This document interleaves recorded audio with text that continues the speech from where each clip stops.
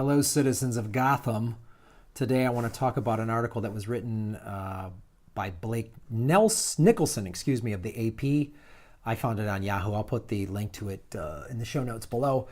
U.S. tribal officials want pipeline documents released. I'll go in. It's not a very long article, but the reasoning behind all this is it's more fantastic stuff. So what the tribal officials are doing, and this is smart. So, and I said this after Standing Rock, basically after they shut it down last week. Now we got to go to the courts. We got to fight the oil and pipeline companies in the courts because what they're doing isn't legal. So what the tribal officials want to do is get this company, Texas-based Energy Transfer Partners. They asked a federal judge last month to shield details such as spill response plans and pipeline features that could be targeted by anti-pipeline activists.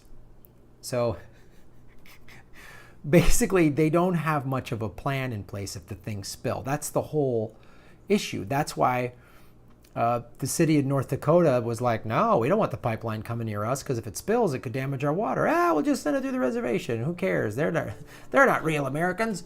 So what the tribal officials are doing, and this is very smart of them, is to show that they don't have a real safety plan in place if there's a spill. And do you want to know what tactic the energy company's using? Oh, you're going to love it. The Dakota Access Pipeline is a $3.8 billion project, and they want to shield this from the public because it's going over public land, so all of it should be available to the public. What's the one thing you can what card can you play to, well, did you just say national security? Well, then guess what? You would be right. William Shearman, who's the company attorney for the good folks at Energy Transfer Partners, they're from Texas, quote, the documents contain information that could be used by terrorists or other intending to cause harm.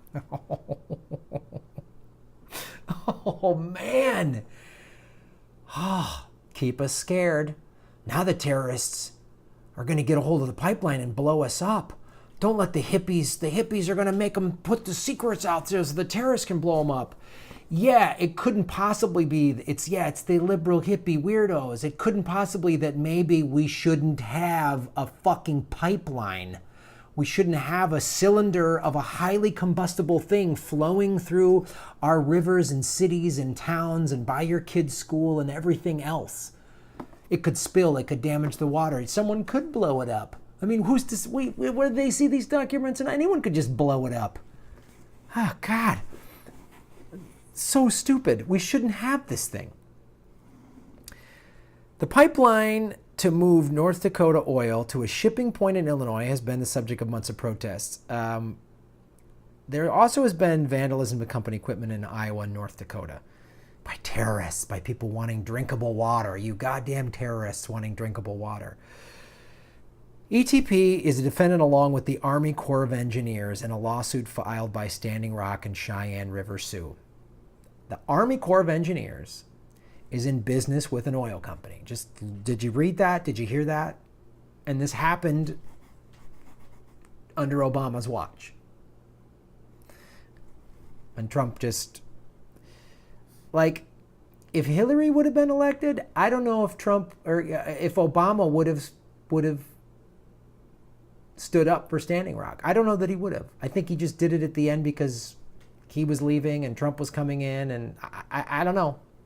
It's all subject to conjecture at this point, but you got to wonder. And now we've got, Donnie Deregulate running around deregulating anything with his little fiddler hands. So tribal attorneys and court documents call the company's reasoning for wanting the documents kept secret a ruse. The actual reason they maintain is that the documents are embarrassingly inadequate and undermine the company's primary narrative in this case, that oil spill risk can be dismissed without further analysis or independent expert review. That's the thing. They just rubber stamped this, got this through, and the Army Corps of Engineers got behind it.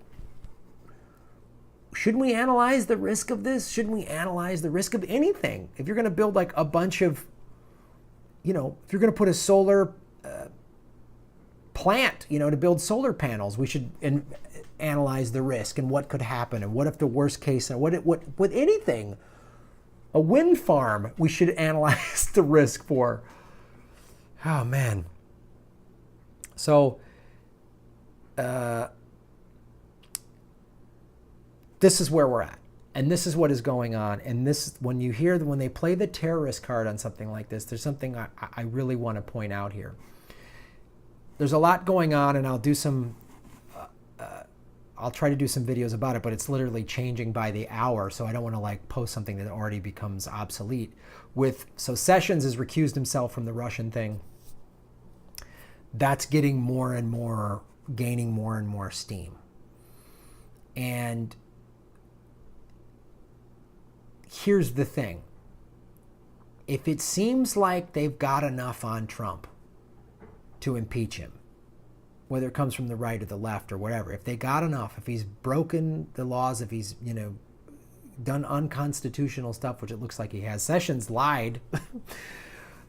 So if they start getting really close to getting Trump, I guarantee you right at that moment we'll have a terrorist attack, and Trump will have to come in and go, oh, martial law.